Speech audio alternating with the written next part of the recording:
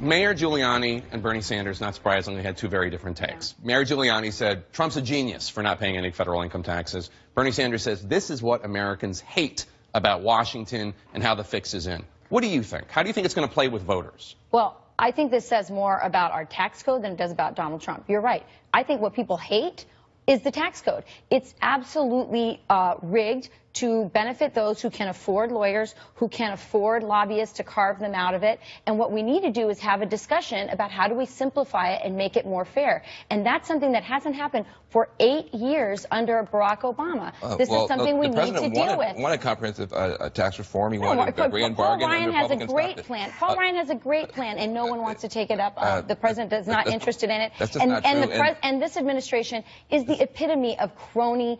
If you're an environmental group, if you're an environmental group, you get a tax break. I appreciate it, and as an Olympic judge, I give you 10 points. But the point is, we're talking about this specific campaign issue: Donald Trump paying no taxes after a $914 million loss. But let me just say, he did not. Whether you like the tax code or not, I don't like it. He did not break the law. Hillary Clinton, in destroying her documents, broke the law. Broke the law. Absolutely, she had to do. All right, let's go out Van talk. Can I have a turn? Yes. All right, thank you. So here's the thing. It is in fact true that if Donald Trump lost $1 billion, think about this, lost $1 billion, he could wind up as a winner legally in his taxes for a generation. Why is that? Is that because he's a genius? It's because billionaires have armies of lobbyists to write the rules, to help write the rules. Here's the deal. If you're obeying horrible rules that you helped to write, that doesn't make you a genius. It makes you a part of the corruption. Why do you say he helped to write them? I say that he lobbies. And people like him have an army of lobbyists. They go up to the Capitol and they say, put this loophole in, put this loophole in. So they're building the playbook. So then guess what? They follow the rules that they, in a corrupt way, help to write. That does not make you a genius. It makes you a part of the corruption. During the break, you were waxing poetic about the American people feeling that the American dream was unattainable. On both sides. On both sides. Yeah, and I mean it very sincerely. Is this not the kind of thing that might bother them, though?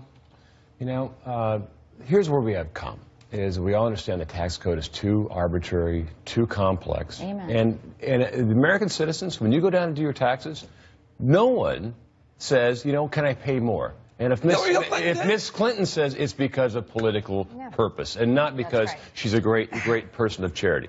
But the deal is this, is not paying taxes. If the tax code allows you to take a loss over a period of time because you did take $1 billion loss and recover from it, it's legal and it's appropriate. Yeah, we don't like the tax code. Saying it's not legal, though. I mean, the point is whether it's appropriate. Whether I think it's quite frankly smart business. Smart business. Smart business. So I think it belies, it puts the con on everything he's been saying for the last year. He's claiming to be the champion of working people, and he has not released his taxes. He can clarify all this. If it's legal, it's great. Release your taxes.